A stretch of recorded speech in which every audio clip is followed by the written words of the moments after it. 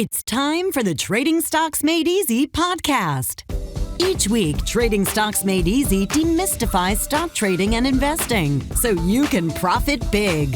And now, here's the host of Trading Stocks Made Easy, the wealthy investor, Tyrone Jackson.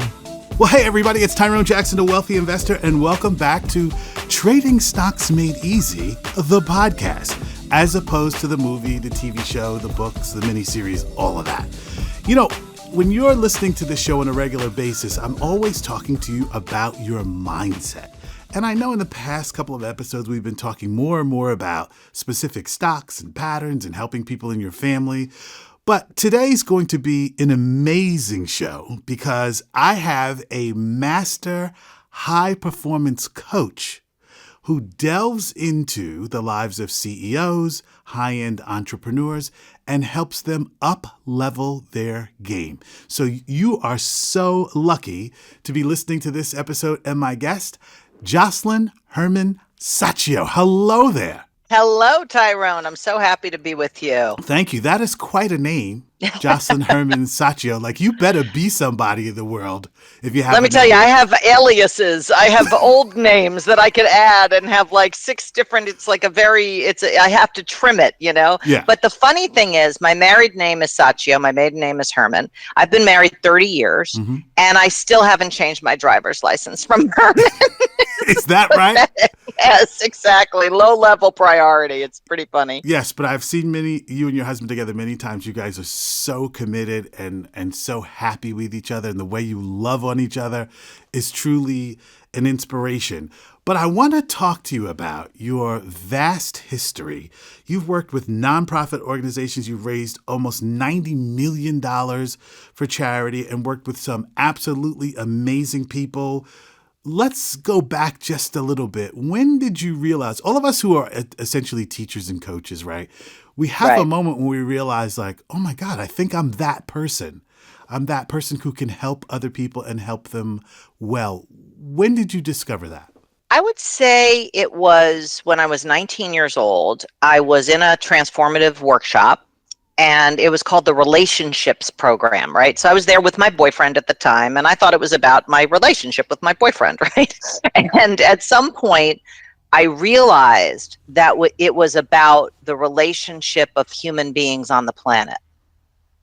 And it deeply moved me, like that I would have an opportunity to impact humanity, not my little relationship. You know what I mean? And, yes, my little relationship is important and everything, but it just exploded the level of the game I wanted to play. And I became committed to making a difference with people, not just my people. Okay. And that was the moment. So because you've done a lot of things before you became this master coach, singing in a pop group, et cetera, et cetera, et cetera. But you knew that this was something that you were going to do with your life. And when you become a coach like you at such a high level, where do you start? Do you wake up one day and go, I'm going to change your life, sir? How do you begin that process? Well, I began it by putting myself into training and development programs and coaching. If you want to be a coach, you better get a coach, because anybody who's a coach that doesn't have a coach, I'd question. Because they're not really in the game of the power of coaching. And you can't coach yourself. Like, I'm a great coach, but I can't coach myself. I can't see what I can't see. So at 19, I put myself in development programs, and I started leading seminars for an organization that I had participated with. And then I ended up leading what was called the Landmark Forum. It's still called the Landmark Forum, and the advanced course. And I did that for 30 years. I led programs. I trained people to lead programs. I helped design curriculum. And I had an arena to make that difference in.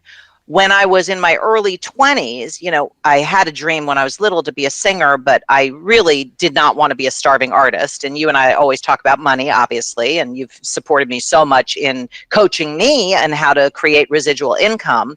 And ever since I was little, I didn't want to be a starving artist. So I realized at a young age, well, you can't do your art as your career. So I gave up on that dream. But then I was in yet another transformative workshop in my early 20s, and I saw that that wasn't the truth. There are a lot of people who make their art their career.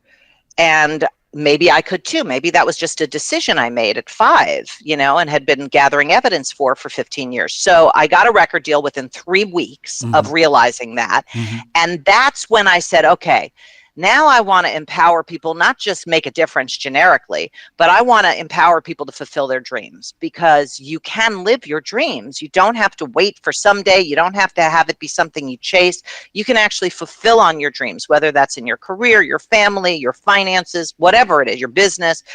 And that's when I got serious about, making a difference with people's dreams. So I started an entertainment company, and I still manage the careers of about 120 actors, writers, producers, singers.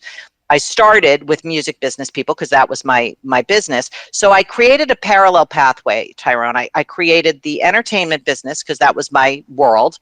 And I created the transformation business because that was my other world. And those were the 2 places where I saw I could have like a direct access to making a difference with people fulfilling on their dreams. So that was, more than 30 years ago.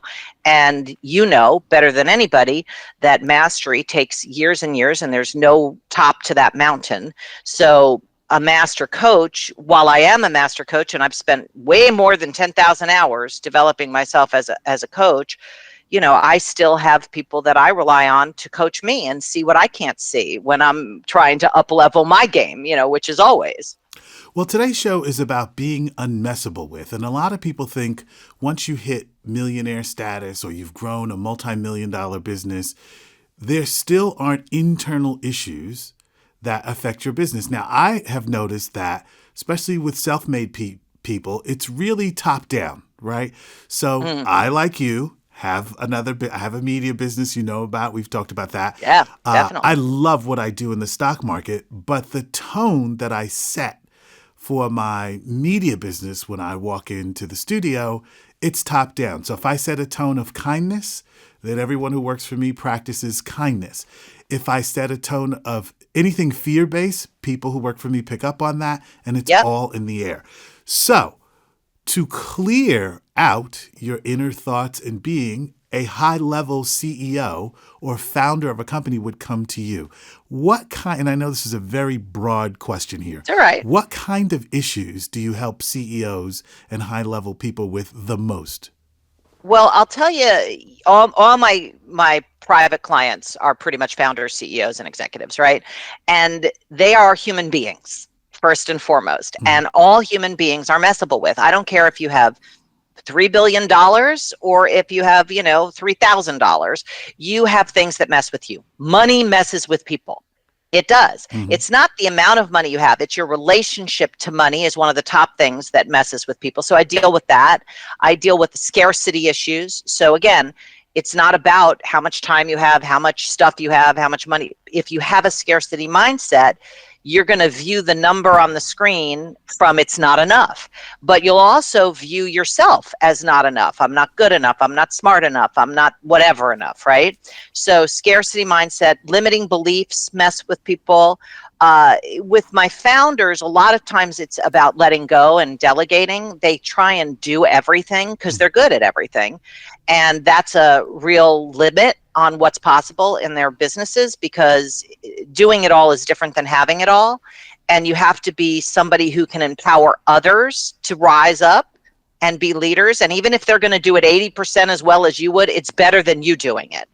And that's a lot of struggle that people have when they have successful companies, is letting go and assigning and delegating and hiring and just getting stuff off your plate, not clogging the space so that you can be freed to lead, which is different than managing.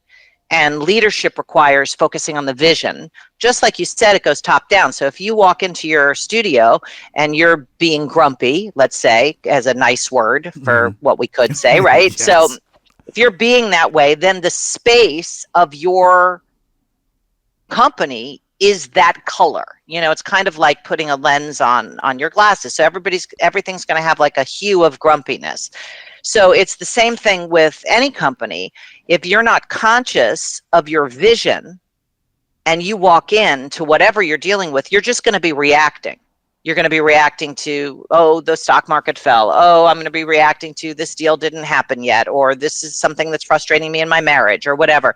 So I work with people on shifting from the world of reaction to the world of creation, which is more vision and up and out and creating that kind of space for the people that work with them. I'm glad you mentioned this idea of vision, because I've worked with, I don't even know how many people in terms of the Wealthy Investor Program and stock trading. I did some analysis 2 weeks ago. Everybody who's in my program, online and offline, we move millions of dollars a month through the market, which was amazing. And I know when I realized that I was a coach, right, a wealth coach, that I could change millions of lives, right? And I had a vision. Do you find that most people who want their lives to change financially in a big way lack vision? I don't know if I would say that they lack vision. I think sometimes there's something in clouding their vision. Let me put it that way. So from the people that I've worked with over the, decades that I've been doing this, which makes me sound really old, but everybody's got a vision, and some people have it more readily accessible than others. So if somebody isn't connected to their vision, it doesn't take long for me to uncover it with them. Okay. You just have to ask the right questions, or, kind of see what's in the way and dismantle that so that they can be free to look at what they really want. Because most people are really busy reacting to life. And with money, with wealth, that's a big area that people are reactivated by, so there's not a lot of like, what's my vision for my finances? People don't think that way. Right. And you and I, the questions you've asked me has had me think that way. I was always good at making money and saving money and all that kind of stuff, but building wealth and residual income was not really a game I was playing until I got introduced to the work that you do, which I love so much. And, I send everybody to your website, because I just think that if everybody knew what I know now, because I've worked with you when they were 20, oh my goodness. If I knew right. at 20, I don't think we'd be having a different conversation, but we'd be having a different conversation, Yes, we would. It's like, it's just I think a real crime that people don't have a financial education. Well, here's the thing, Josselyne, I don't mean to interrupt you, but no. I was working with someone the other day, and this person has millions of dollars, and I said to them, just forget everything that you know is real. Tell me how much money you'd like to generate on a monthly basis. And they have millions. And the person said to me, $30,000 a month. I was like, I'm sorry. I didn't, right? Because you have to be sensitive. I thought, all you want is $30,000 a month? I thought we were going to be looking at $1.5 million to $7 million, $2 million, $7 million. I often say, and I've said this to you over dinner or wherever we were, what saddens me is I feel like people aren't allowed to dream. We forget to dream when we go out into the real world, because the practicalities of the cable bill and a car and student loans are upon us. Yeah. That is just a temporary condition. The universe really doesn't care what number you want. You just tell it, and it'll put you in the right place at the right time. So when we start talking about vision, just to give a little bit more clarity, that's what I'm talking about. Like, people don't dream. It's like the world, dream and vision can be synonymous. I use those synonymously. It's like the world doesn't encourage dreamers. Therefore, most people wind up doing what everyone else is doing and accepts that as just being real. Do you see what I'm saying? Totally. That's what I deal with all the time, is people are surviving life. They're making it through the day. They're making it through the month. They're making it through their bill cycle. They're making it through the year. They're making it through their the kids' college education, so that they, they're making it through till they retire. It's all kind of like getting to somewhere, but there is nowhere to get in reality. So from a mindset perspective, in reality, there's no future and there is no past. There's only right now. And, we can talk about the dinner we had in the past, but it's not happening right now because there is no past right now. There's just us talking about something that we call the past. And, same thing with the future. So there's nothing that's written in stone. And people are afraid to dream, I find, because number one, they don't want to be embarrassed if they fail, Mm-hmm. and they don't want to, they don't want to be disappointed. So they don't create what they really want. And, I was just thinking about this yesterday. I was like talking to somebody and I said, well, when was the last time you failed? And they were like, God, I can't remember a time that I failed. This very high performing executive, right? And I was Yes. like, well, that's a problem. I said, you are not playing a big enough game if you can't remember the last time you Oh, failed. I see. Right. Because part of growing is constantly stretching. It's trying. It's getting out of your Totally. comfort zone. Yeah, I mean, if you did the same yoga practice I don't know if you play tennis with a 5-year-old every day, you'll win every game. Yes. Right. So what's the risk level? Yeah. Exactly. None. Right. And same thing, with everything. I mean, with anything in business, with anything in your relationship, it can get to a status quo where you're not creating it anymore. You're just going through life. And people easily fall into that mode. It's a default mode for human beings. And it takes something to be a creator, to be a visionary. And, if you want to be a visionary and you can't find the tools to do it, then, I think people should get a coach, because for sure, that's something that a coach could support them in, just like with their money, having a vision, it'd be smart to hire you, whatever kind of area you want to have a vision in and fulfill it. And even if you have a vision, but you haven't yet fulfilled it, it's smart to get somebody who can support you in that, because, trying to do something yourself and figure it out is really weird. It's like, it doesn't even make any sense. Yeah. You're just thinking in your own thinking. It's like incestuous, it's like nothing new is coming into the zone. So for this person who said to me $35,000 a month is like, that would be great. And they have millions and millions of dollars. Yep. What I said to them was, well, why don't we start there? But if we could get to $80,000, would that make you happy?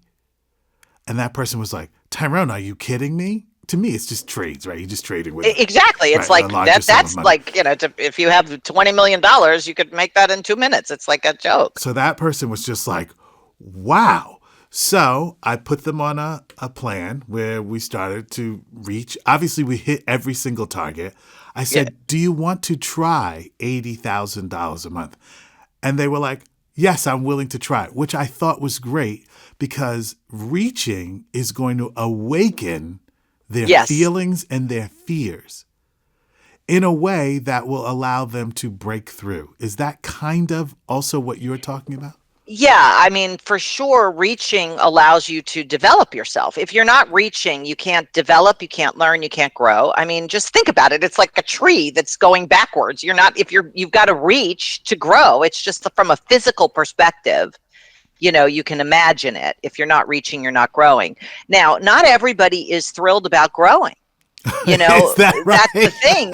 People are like, well, I don't know if I want to grow. I'm kind of fine where I am. It's like low risk. I know I'm just always referring to money when I talk to you, but I make my 5%. It's pretty safe. I don't have to worry about it. And it's like, okay, that is a possible way to go. Mm-hmm. You don't have to be a high performer in life, but if you want to be a high performer, then you've got to be willing to take risks in every area of your life, and you have to be willing to not know things and fail. I mean, Michael Jordan, I love that whole thing about how he's missed more shots than he's made. Yes. If he only took the shots that he could make, he would not be Michael Jordan. Correct.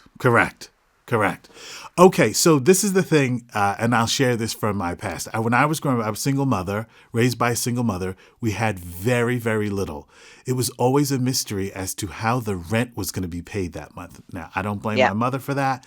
That's her belief system, what she grew up with, and also the circumstances, time. Yeah, sure. Today, in the middle of this digital revolution where you can reach the entire world, I woke up in Malibu the other day, and it was just absolutely gorgeous. And people always say, how do you love living in Malibu? And I always say, my day starts out as a perfect 10. I get in the car, I run some errands, I go to another part of town, and then it comes down to like a 7. And on the drive back to Malibu, it goes right back up to a 10. And I am so grateful that this is my life. But it takes a lot of courage, inner courage, to reach for that multi-million-dollar lifestyle. Know that the universe supports you and that things will manifest. So when I started this journey of I'm going to be a multi-millionaire, I had to try on a new belief system about what was possible. Like, hey, maybe those forces in the universe really like me. That was one idea I embraced. Number two, the more money I make, the more people I could help. Right? So the more money the business made, the more money I had for marketing, the more lives that I could reach, the whole idea. These foundational belief systems about what is real and what is possible, do you find yourself with your clients brushing up against foundational beliefs that if I make, $10 million, I'm going to be a bad person? Just the very basics. Almost always. It's, even just from the example I gave you about me believing that you can't do your art as your career, I believed that. It was not a belief. It was the truth. That's the problem with limiting beliefs. They're not beliefs. They're the truth for that person. Okay. So once they become a belief, it's kind of like a superstition. A superstition is only a superstition when it isn't a superstition. You know what I mean? Okay. Like if you actually think that if you walk under a ladder, you're going to have whatever the thing is with the ladders, or you break a mirror, you're going to have 7 years of bad luck. You're like avoiding mirrors. I mean, it completely constrains your life. But if you know that it's a superstition, you're not so worried about it. Right. Right. So it's the same thing with beliefs. When you know something's a belief, you're not limited by it. And any place where any of my clients are stopped or stuck or moving slowly in a vision or goal or, KPI that they want to accomplish in their lives or in their companies, there's some belief that hasn't been shown a light on as a belief yet. They still think it's true. Right. Whether it's about them, their industry, life, people. If you think men cheat, then your relationships are going to be limited. I don't care if your man isn't cheating. You're going to be waiting for the shoe to drop if you think that's the truth about men. Okay. Same thing about millionaires. If you think rich people are evil, you are going to stop yourself from making the kind of money that you could make because you don't want to be evil, unless you want to be evil, and then that would be an incentive, and that's a whole other thing. Yes. But here's the thing, and I think one of the reasons that people don't accept easily an expanded belief system is because outside of you or me, they get very little support for that for changing, for that vision, for reaching for that. So what I have found is people who make $1 million tend to hang out with other people who make $1 million. Why? They have something in common, or they're all going to the same vacation spot. People who make $10 million tend to hang out with other people who earn the same because those people are confirming their belief system. Do you see where I'm going? I do. And that plays into one of the things I work on with my clients is, when they have a vision, making sure that it's public with whoever they need to have it be public with. So if it's a CEO of a company and she or he has a vision for what they want for that company or the impact they want the company to have, if that lives only with the CEO, it's not really real. So unless the entire staff and all the teams are clear about what that vision is, and I'm not talking about a mission statement, it's different. Then what you're doing is trying to accomplish a revolution of one. So you're going to be speaking French, everybody else is speaking English, and you're trying to communicate. It's just not realistic. Right. So the more people you can get in your game with you, whether it's with finances or let's say, getting the record deal, you start sharing with people, now I'm singing and I'm intending to get a record deal. And that's how I got a record deal in 3 weeks. It's ridiculous. Okay. It's just from talking. Yes. So most people don't share their dreams and visions as much as they share their complaints and opinions. So people are trafficking. I mean, if you go to any cocktail party, mostly people are talking about, their opinion about this politics thing or this situation in the world or the stock market or what their kids or whatever. They're not going, what's your dream? Yes. You know, Yes.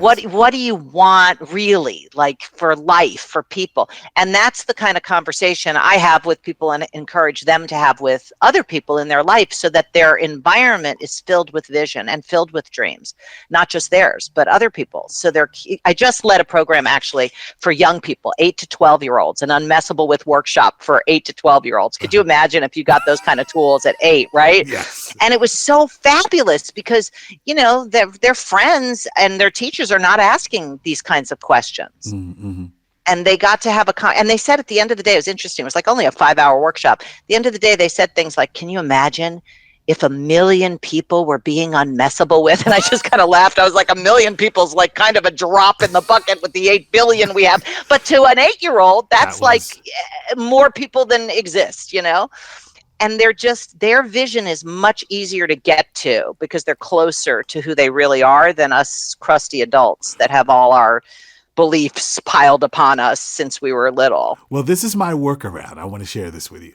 So when I walk into my media company and I know we're having a meeting, I have learned to go, so this is what we're going to do.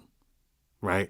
And then people go, how are we going to do that? And I go, I don't know, but I know this is what we're going to do.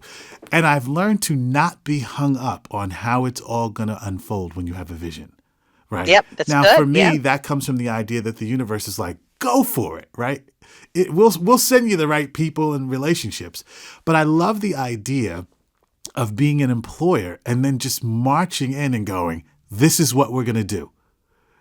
Because really, who's going to tell me no? I'm the head guy, for crying out loud. It is true. However, I would offer to you that that's a part of it, right? Mm-hmm. But if I were you, I would find out what people want in their life that work for you, so that they're working for you and doing what you have a vision for somehow fulfills their personal vision. Otherwise, they're just collecting a paycheck, doing what you say because that's the structure of that. But if they're there fulfilling on their vision and they see working for your media company as a pathway to their purpose being fulfilled, then you've got people that'll never leave and that will give the extra mile. Well, this is going to be an interesting discussion because we got to take a commercial break here, because everybody who works here has a brokerage account.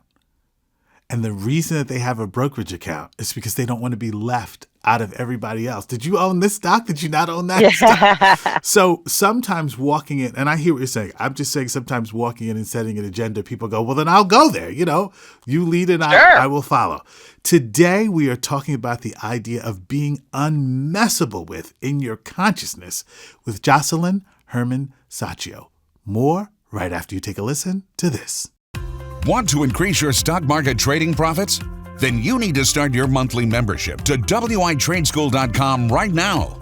Don't understand how to write covered calls for monthly income? No problem. Simply review Tyrone's latest stock trades in our video library as many times as you need. WITradeschool.com is all about helping you get the financial education you need to earn money in the stock market and change your financial life. Tyrone Jackson, the wealthy investor, has helped his students earn thousands of dollars per month trading stocks online from home. These are people just like you. So what are you waiting for? Follow Tyrone Jackson's red-hot stock trades and investment strategies today. Don't wait. Start your monthly membership at WITradeschool.com right now.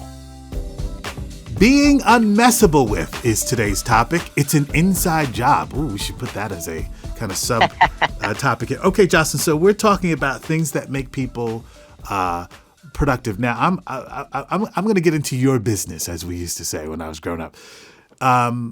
You learn how to trade in the stock market at a very high level. And one of the things that when you're in a live program, I gravitate towards you, because when light bulbs go off for you on trades, they go off big. When you started to learn how to trade and invest in the stock market for residual income, and I want to point out that part of your vision was to live in Paris, right? That's right. Okay. That was part of my vision, but I didn't connect that with the stock market trading at the time. Okay. At the time, I didn't. Yes. When I first started, it was just during COVID, and I was like, my friend was making lots of money every month. I was like, how are you doing it? Like, everybody's not doing anything. What are you doing? And she started to teach me and then introduced me to you and all of that. Yes, but you live in Paris, don't you? I do. Now I do. You My do. vision I've had that dream for 40 years. Yes. And you still live in New York. I do. I live in Okay. New York, Paris, and the Hamptons. How great is that? That is pretty cool because I don't know what happened in the last couple of years. A handful of my students wanted to live in other countries and come to class and live, not bi-coastal, but international existence, right? And it was so great to help everybody get there. But for you, when you realized you were in Paris and you were still selling covered calls and making money. I know, it's crazy. Every day I can do something. What was that like for you? It was really magical. And, any worry about money, because, as I said before, I've always been good at making money. I've always been good at saving money. I've been, I'm like not stupid about money. I have a plan, all that kind of stuff. But I never saw what could be possible from the perspective of residual income. So what it's turned into is like another person earning an income in our house. Like we have like another earner in our house. It's called the stock market. It takes zero time. I mean, it's like if it takes me 10 minutes a day, that's the most it takes me, because some days I don't trade, which I know you won't believe because I am a little bit addicted to it. I try and trade every day. I have the word Tyrone in my calendar every day at like 3:00 East Coast time so that I don't miss the close of the market, just in case there's a volatility trade to do or a rollout or whatever. But it was like, if I wanted to accomplish something that was going to cost money, like move to Paris and rent an apartment, I was like, okay, so how am I going to make that money from the stock market? Because that's where I'm going to get it from. And the strategies that I've learned have made it very, very simple to make that money. In fact, that money I make sometimes in a month. I make the whole year's rent. Yes. In a month. Yes. And then I don't have to think about it anymore, Right. And I paid for my daughter's wedding from doing trades in the stock market when she got married a couple of years ago. So what it's made available is there's nothing that's out of my reach. Now, it might be something I have to plan for and execute over a period of time, but it's reachable. Yes, very much so. Do you find, because I have found this, I am better at leading people when I am always in an inner process. Like I've had some realizations in the past year that are stunning about what I can do and who I can become. That makes me a better leader in front of the group because I'm always in a process over one thing or another. Have you found that? Totally. I mean, if you think about it, this is the best analogy I have for that. If you're not going to hire a trainer, a physical trainer who's like 90 pounds overweight and huffing and puffing and no, you want somebody who's in the game that they're coaching you in, so that they can, discover what they discover and then share that experience base and knowledge base and all of that. So I am always developing myself. I have 3 coaches, and if I had something else I wanted to learn or get good at, I would hire a coach for that too. Coaches are different than teachers, I think, because teachers give you information, and it's important. Like you're a great teacher also, I know you coach people with their wealth, but when you're teaching a class, it's understandable. You make it palatable and digestible. That's teaching. That's information. Coaching is more transformation, which is more pointing people in a direction so they can discover something for themselves so that they own it versus remember it or learn it. Mm-hmm. How did you come up with this idea? Because I really want people to follow you, get to know you, this brand of being unmessable with. How did that come about? It was about 25 years ago, maybe more, and I was leading courses, and my coach said to me on a call, I was complaining about something. I can't remember what it was. I was like, whatever, they took too long to do whatever it was. And he goes, "You're so messable with." And I was like, "Excuse me?" Like that just like woke me. I was like, "I am what?" And in that, he didn't even say unmessable with. He said messable with. And I was like, "That's it. I am going to be unmessable with no matter what life throws at me. I am going to be able to make lemonade out of lemons. I'm going to be able to create vision, fulfill on what's possible, no matter what the circumstances are." And I just started creating this world called being unmessable with. I got it in the Urban Dictionary. I made mugs. I made, because I'm into like swag. So I've got everything all over the place. And then when I left Landmark a few years ago, I really wasn't sure what I was going to do. And because I was trading in the stock market, it gave me the confidence to leave a 30-year like career in leading, right? And I was like, okay, I'm not worried about money. So now what am I going to do? And that's when I created the Art of Being Unmessable with as an overarching coaching business. I didn't know that I was going to do that. I just thought I was going to retire to France. That didn't quite work out. I don't think retiring is in my cards, but it really isn't about being tough. And it isn't about like not feeling your feelings. It's about being able to stay on track to your vision and fulfill on your dreams, no matter what circumstances you're dealing with, including, emergency surgery with your mother, or, the crash of 2008, or whatever you're dealing with. How do you stay in that space of creation and magic and vision? And that's what my whole life is about, is empowering people to live from that space, develop themselves to be unmessable with, and fulfill their dreams. The work that you do is so supremely important. And I thank you for coming on today. I'm told through the people who work for me that you're coming back at some point. This is not going to be. I love it. I would, I'm a yes to you always. And I'm told you're going to be a guest on my podcast. That's so funny. They told me that yesterday. So isn't that great? we have people now. That's really the fun part. I know, really. Our teams have told us that. Hey, listen. And we're going to make it a regular thing. That's right. If somebody wants to find you, where should they go right now so they could learn how to begin the process of being unmessable with? They can go to beunmessablewith.com. That's my website. And there's all sorts of freebies there, so you can get started with me, just kind of seeing what it's like and developing what you can develop. And, everything I have is right there. And if you're listening right now, there's one thing you need in your life. Actually, two things. You need to get a financial education and learn how to be unmessable with. And I love it. And use Josselyne as your guide. Thank you so much. I know you have to get on another appointment, so I'm happy that you're coming back. But I'll be talking to you soon. And the website, one more time, just so we don't forget.